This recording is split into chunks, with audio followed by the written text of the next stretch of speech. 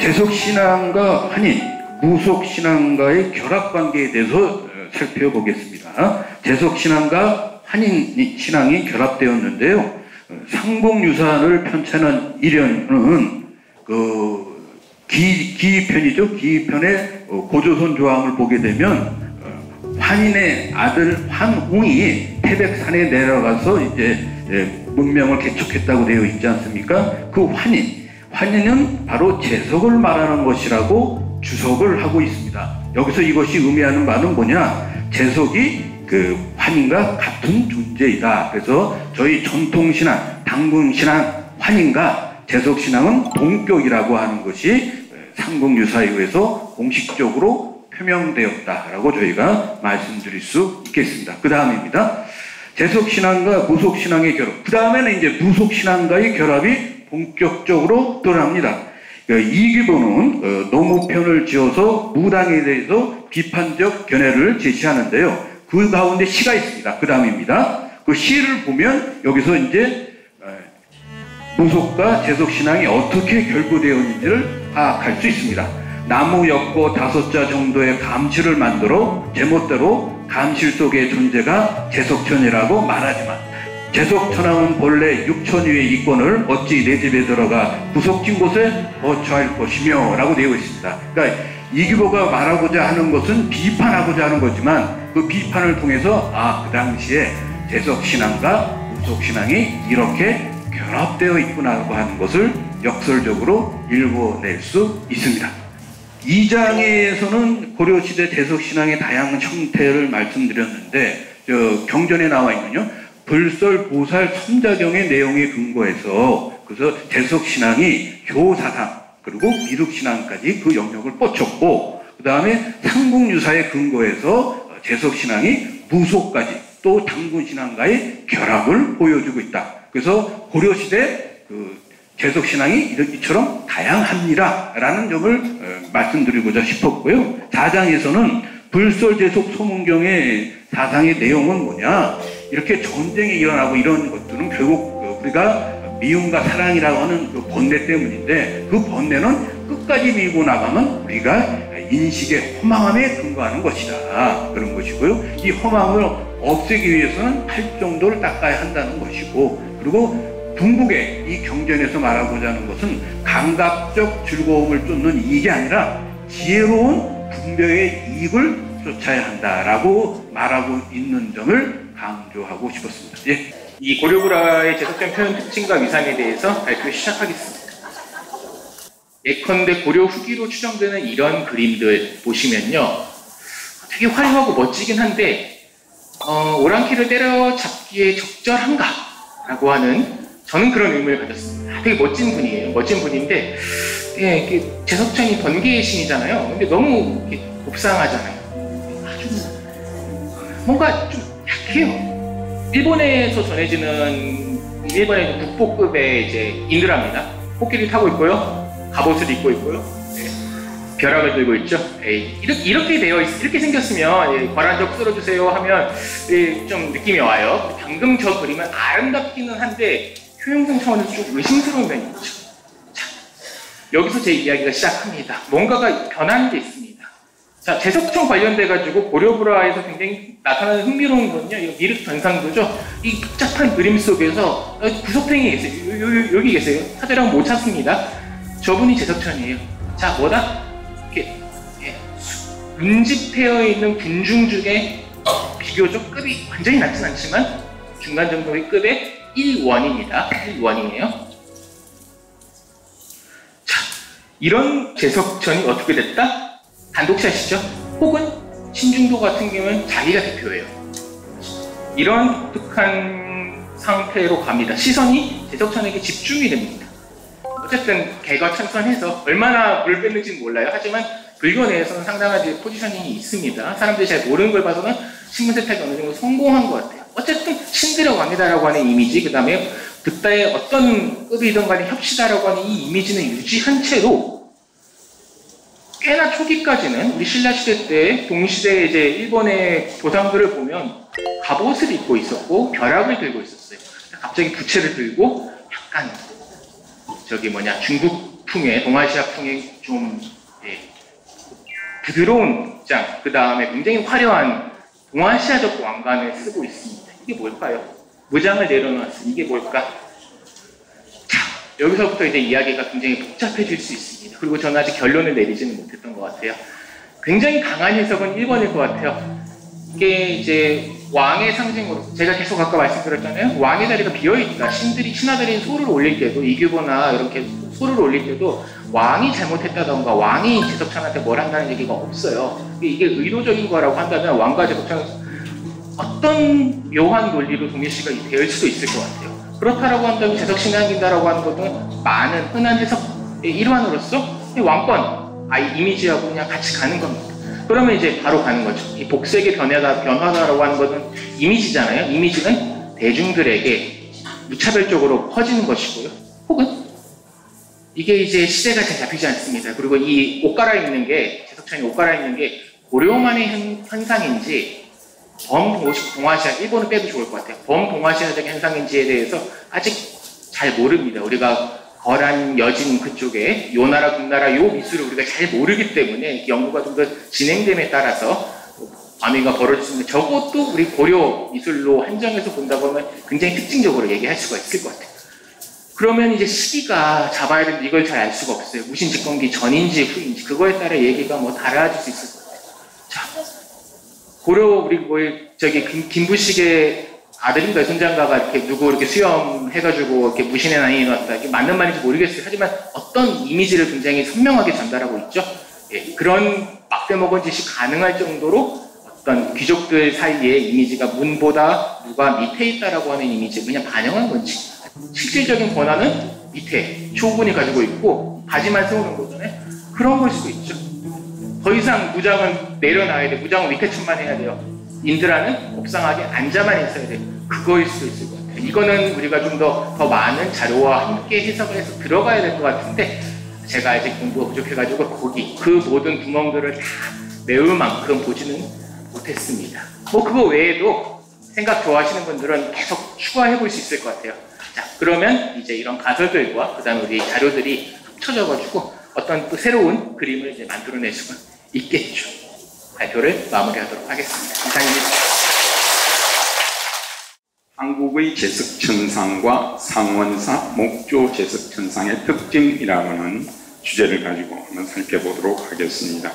저는 이제 앞에서 다 말씀하신 것처럼 인도와 중국의 제석천상, 그리고 이제 한국에 들어와서 그 다음에 상원사 목조 제석천상은 어떠한 특징을 가지고 있느냐 살펴보도록 하겠습니다.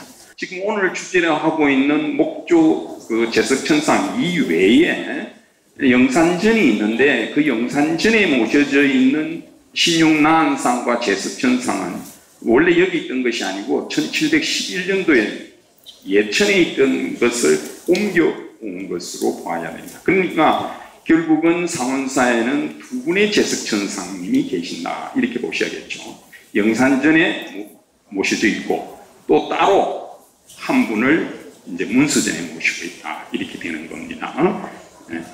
여기에 대해서 한번 살펴보도록 하겠습니다. 자, 아까 말씀하신 것처럼 인도에 있어서 대표적인 신 중에 한 분이 인드라, 이게 이제 번역을 해서 제석 혹은 석제 이렇게 이야기합니다. 여러분 아미타경을 읽으시면 그냥 석제환인 이런 말이 나오죠. 그게 바로 우리 조상으로 이야기하는 당군 왕금의 할아버지 뻘에 해당되는 분이 석제환인이 되겠습니다. 그래서 이제 석제환인은 인도의 그 하늘의 신이고, 들고 있는 것이 아까 이게 와드라라고 하는 벼락이라고 했죠. 벼락을 상징한다 되어 있는데, 이것이 현대판으로 넘어오면 금강저가 바로 벼락이라고 하는 것입니다. 갈고리가 3개면 3고저, 5개면 5고저 이렇게 이름을 부르고 있죠. 그래서 불교에서는 이제 이렇게 태자의 탄생할 때 여기 동그라미 칠한 게 이제 제석천입니다. 여기 이제 범천이고요. 예, 좀 다르죠, 모습이. 그래서 보통 이야기할 때 범천은 이제 수행자의 모습. 아까 스님이 수행자가 좋은 참 이런 말씀하신 게 거기를 이야기하는데, 이게 이제 제석천이 되겠습니다. 근데 이 방향을 좀 보시면, 아까 제가 범천이 높다 그랬죠. 그런데 인도 스타일의 입장에서 보면 오른손이 더 높습니다. 왼손보다는. 이게 이제 중국으로 오면 왼손이 더 높은 걸로 치죠. 그래서 이렇게 보면 누가 높은 위치에 앉아 있느냐라면 범천이 더 높은 위치에 앉아 있는 겁니다. 맞죠? 서열로 봐도 그죠? 예. 제석천은 서열이 범천보다 낮습니다. 위치가. 그런데 부처님은 옹호하고 있죠. 좌우에서. 자, 이건 불상이 조성되기 전 부처님을 처음부터 조각하지는 않았습니다. 그걸 이제 우리가 무불상, 불상이 없던 시절이다 했는데 그때부터 벌써 불교에서는 이 인드라와 범천을 받아들여서 여기에 지금 산타시아라고 부처님께서 하늘에 계시는 어머니를 위해서 마야 부인을 위해서 슬퍼하시고 내려오실 건데 부처님을 조각할 수 없으니까 부처님은 요 발바닥만 이렇게 조각을 해놓고 양쪽에 범천과 그러니까 제석천이 모시고 있죠. 여기도 지금 똑같이 쌍으로 항상 쌍으로 이렇게 모셔지는 겁니다. 자, 이게 이제 중국이에요. 자, 제석천이 가지고 있는 상징이 와자라라고 하는 그 금강저였잖아요. 그게 없어집니다. 중국에 들어가면 아까 저게 신들의 이야기가 나왔는데 지금도 104위 신이나 아까 스님이 발표한 그 신을 자세히 보시면 범천과 제석천이 나란히 모셔지고 지금 여러분들이 신중단을 이야기할 때도 항상 범천과 제석천 이름이 제일 먼저 나옵니다. 대표적인 신이란 말이죠. 그래서 신의 입장으로 모셔질 때 이 중국에서는 제일 앞쪽에 이렇게 좌우로 모셔집니다. 그러면서 위치가 바뀌었죠. 왼쪽이 더 높은 위치가 되니까 이 범천이 이쪽으로 가고 제석천이 이쪽으로 가게 되는 겁니다. 바뀌게 되는 겁니다. 위치가. 어디가 높다고요? 인도에서는 오른손이 높고 중국에서는 왼손이 높고. 근데 위치가 이제 바뀌게 됩니다. 아까 전에 우리가 통일신라시대 때 석굴암에서는 왼쪽이 제석천이었는데 이제는 순서가 바뀌어서 대개 이렇게 쌍으로 모셨을 때 범천이 왼쪽이 높죠. 중국 스타일로 다시 돌아갑니다. 그래서 범천, 제석천 이렇게 양쪽으로 되면서 자리가 바뀐다는 걸 알 수 있습니다.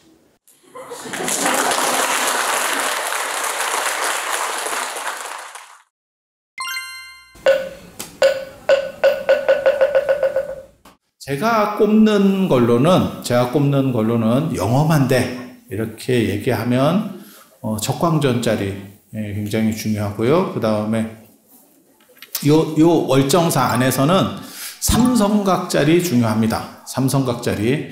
적광전짜리 다음으로 중요한 자리가 제가 보기엔 삼성각짜리가 아닌가 싶어요.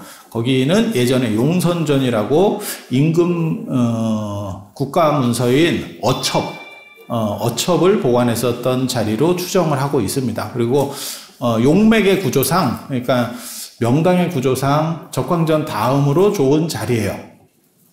그리고 조금 특이하게 영험한, 자리가 영험한 게 아니고 야 이거 뭐냐라고 싶은 게 입구에 들어올 때 보이는 요 일주문에서 이쪽으로 거쳐서 걸어 들어올 때 보이는 성황각입니다. 성황각. 절 안에 저렇게 성황이 있는 경우가 없어요. 굉장히 뭔가 영험하지 않았으면 살아남기 어려웠겠다. 다 없어졌습니다. 그러니까 성황은 우리가 선왕당, 성황 비슷한 거예요. 선왕, 성황 비슷한 건데 선왕은 이제 우리적인 거고 성황은 중국 쪽인 거예요. 도교적인 거예요. 그래서 그런데 거의 비슷하게 쓰여요. 비슷하게 쓰이는데 그런데 성황, 선왕 뭐 이렇게 얘기는 많이 들어봤지만 사찰 안에 있는 경우는 거의 없습니다. 근데 여기는 왜 저렇게 살아남아 있을까? 뭔가가 있었던 거예요. 그 사연을 네가 아냐? 모릅니다. 모릅니다. 하지만 언간하지 않았으면 절대 못 살아남아요. 절이 사람들 생각으로는 굉장히 자비롭고 이렇게 잘 포용적이다 이렇게 얘기하거든요. 아닙니다. 쓸모없으면 불교도 그렇게 안 합니다. 불교도 그렇게 안 합니다.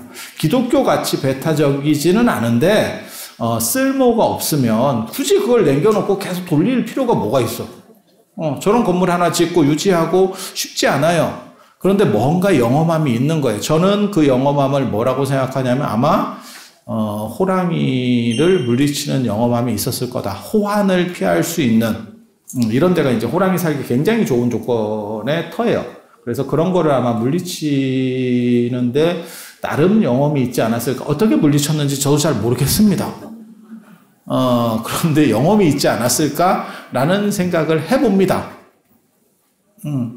그리고 상원사와 관련해서 터가 좋다라고 하는 게 있는데 저는 상원사에 갔을 때 가장 눈에 띄는 게 사실은 제석천상이었었어요. 제석천상. 제석천이야 신중단에 다 모셔져 있는 거 아닙니까? 맞죠. 그림으로 상으로 모셔져 있는 경우는 없습니다. 그건 중국에 가면 언제나 상으로 모셔져 있어요. 일본에도 상으로 모셔져 있어요. 이번에 제가 일본 가서도 제석천상을 봤거든요. 저는 위태천, 제석천 이런 게 보이거든요. 근데 중국에도 상으로 그렇게 많이 모시진 않아요. 제석천이 가끔 나오는 정도라고 보면 됩니다. 제일 많은 건 위태천이에요. 신중 중에서 제일 센 거는 위태천. 위태천은 금강절을 들고 있어요. 이렇게 들고 있든지, 이렇게 들고 있든지, 위로 들고 있든지, 이렇게 들고 있어요. 금강절을 들고 있고, 제석천도 금강절을 들고 있어요. 그런데 제석천은 상당히 좀 곱상하게, 위태천은 무관복장으로 하고 있어요. 무관복장으로. 그러니까는 장군복장으로 하고 있어요. 그리고 양옆에 이렇게 그 포마드 바른 것처럼 이렇게 날개가 쫙 이렇게 목도리도 막 한쪽으로 쏠린 것 같은 이런 걸 보고 봉익관이라고 합니다. 봉황의 날개로 만들었대. 희귀템입니다. 왜 희귀템이지? 봉황이 없으니까. 봉황이 없으니까 희귀템이지. 그래서 그렇게 금강절을 들고 무관복장을 하고 장군복장을 하고 이순신 장군 같은 복장을 하고 그 다음에 날개투구를 이렇게 딱 쓰고 있으면 그게 위태천이에요. 위태천. 제석천은 귀족복장을 하고 있어요. 귀족, 왕이나 이런 대신이나 이런 귀족, 아주 잘 나가는 귀족 같은 스타일로 생겨서 금강절을 다소곳이 들고 있습니다. 그게 제석천. 제석천. 그런데 이 제석천은 상으로 만들어지는 경우가 별로 없어요. 우리나라는 아마 거의 없을 겁니다. 거의 없을 겁니다. 몇 군데 있어. 한 두어 군데 있어, 두어 군데. 근데 거의 없어요. 중국이나 일본에는 밀교 쪽에서 이런 것들이 좀 작동을 하고 일반 현교 쪽에는 별로 없습니다. 그런데 상원사에 제석천상이 딱, 상원사에 가면 세 분을 눈에 이렇게 눈여겨보면 돼요. 참고로 말씀드리면, 그게, 문수동자상, 가운데, 문수동자상, 머리 이렇게 양쪽 닦고 있는 그 애라는 뜻이에요. 결혼하지 않은 총각이라는 뜻입니다. 제가 전에도 그런 말씀 드렸었는데, 머리를 이렇게 옛날에 따는 풍습이 이걸 종종머리라 그래가지고 따을 총자 뿔각자를 써서 총각이라 그러는 거예요. 그리고 이게 총각무의 기본 형태가 이겁니다. 그래서 요렇게 닦고, 그러니까 쌍상투가 결혼하면 외상투로 바뀌는 거예요. 외상투로. 배초고랭이 같이 이렇게 가운데다 틀었었잖아. 아니, 다 예전에 보셨었잖아. 여러분 정도 세대면 어렸을 때 시골 어른들 중에, 아니, 봤잖아. 쪽진 머리도 봤었고, 상투. 그래서 쌍상투가 외상투가 된다더라. 그래서 제가 그런 말씀 드리는데, 이게 결혼이라고 하는 게 예전에 어떻게 결혼한 사람을 표현할 것이냐. 나이 가지고는 표현이 안 돼요. 지금도 마찬가지지만 예전에도 조혼을 하기 때문에 나이 가지고는 표현이 안 돼. 그렇다고 반지를 끼면 반지를 빼놓고 다니기 때문에 표현이 안 돼. 그래서 머리 스타일로 바꾸는 거예요. 그래서 결혼 안 한 사람은 쌍상투, 결혼한 사람은 외상투, 여자는 결혼 안 하는 사람은 댕기, 결혼하는 사람은 올림머리입니다. 그래서 예전에 기생 머리를 올려줬다. 이런 왜 들어봤잖아. 그게 그 뜻이에요. 그 뜻. 그 뜻이에요. 기생 머리를 올려줬다. 진짜 머리를 올렸다는 게 아니고 다른 뜻입니다. 그렇게. 그래서 문수동자상 굉장히 중요하고, 그 옆에 문수보살상 됐고요. 그건 패스하고, 그 보물인데, 그 패스하고, 그 옆에 선제동자상이 굉장히 재밌습니다. 절에 다녀보면 이게 동자상들이 많이 있던데요. 그 동자상은, 일찍 죽은 애들입니다. 그래서 절에 있는 동자상 별로 좋은 거 아닙니다. 그 일찍 죽은 애들입니다. 그래서 그거는 명부전에 있던 동자상들이에요. 동자, 동녀. 예전에는 영유아 사망률이 높고 그 다음에 어렸을 때 죽는 애들이 많아요. 그리고 그런 애들은 제사를 지내주는 게 아니고 그냥 안매장해 버립니다. 부모는 자식의 상주가 되지 못합니다. 유교적으로는 그런 거예요. 그리고 제대로 된 결혼하지 않은 사람은 제대로 된 묘를 쓰지 않습니다. 아니 여러분 생각해 보셔. 거기에서 이제 태어나는 과정에서 돌아가시는 애들도 있고 그 다음에 이제 조금 크다가 사망하는 경우들도 많이 있고 뭐 조선 왕실에서도 그런 일들이 빈번해요. 그러니까 이게 뭐 위생 문제 뭐 이런 거 제가 얘기하잖아. 조선에 잘 나가는 임금들이 등창으로 죽고 창병으로 죽고 그게 이유가 뭔지 아느냐? 안 씻어서야. 딴 거 다 필요 없어. 안 씻어요. 그리고 이 안 씻는 문제와 관련해서 더 많이 죽은 사람들이 여성입니다. 대충 생각해 보시면 판단이 되죠.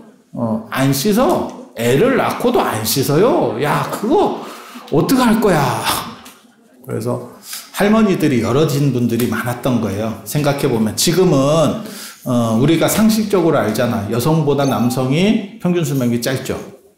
그런데도 왜 예전에 할머니들이 그렇게 할머니들은 여럿이신 경우들이 좀 올라가면 많이 있어요. 그게 이제 그렇게 돌아가셔서 다 그런 이유들이라고 보면 돼요. 그래서 안 씻는 것 때문에 잘 죽고 그리고 어렸을 때는 뭐 약간 이렇게 취약하니까 면역이 취약하니까 죽고 그래서 이름도 이상한 이름 천한 이름을 붙여서 어떻게 보면 그 죽음을 방비하려고 했었고 색동저고리 같은 거 애들 입혀가지고 그게 약간 부적 같은 거예요. 그래서 삿된 것들이 접근하지 못하도록 하기 위해서 했었고 그런 비방들을 했지만 죽었죠. 그런 비방을 열심히 해도 죽습니다. 그렇게 해서 애들이 많이 죽고 그렇다 보니까 지장전에는 선동자, 악동자라 그래서 이렇게 그리고 그 어린애 죽은 귀신이 무당한테도 들어와요. 그런 걸 세탄이라 그러고. 근데 선제동자상은 보기 진짜 어렵습니다. 선제동자상은 그림은 있어. 그림은 있는데 상이 없어. 상이. 그래서 그 선제동자상 보기 진짜 어려운 그래서 그렇게 선제동자상이 있고 그 옆에 보면 제석천상이 있어요. 제석천상 앉아 있습니다. 제가 보기에는 요 세 분 굉장히 중요하거든. 앉아 있는 걸 제가 처음 보고 굉장히 놀랐죠. 부처님 옆에는 신들이나 보살은 함부로 앉지 못합니다. 특별한 경우만 앉아요. 그러니까 아예 독립돼 있을 때는 앉을 수 있어. 보살들도. 그러니까 문수보살, 보현보살에도 독립돼 있을 때는 앉을 수 있어. 같은 공간에 회화나 이런 쪽으로 있으면 서 있어야 됩니다. 그리고 신중도를 보시면 여기 월정사 적광절의 신중도도 보시면 104명이나 몰려 있는데 다 서 있습니다. 앉아 있는 사람 하나도 없습니다. 근데 거기 앉아 있다라고 하는 거는 굉장히 이상하죠. 그리고 상으로 만들면 그림보다는 딱 생각하시면 돼요. 단가가 더 들겠다.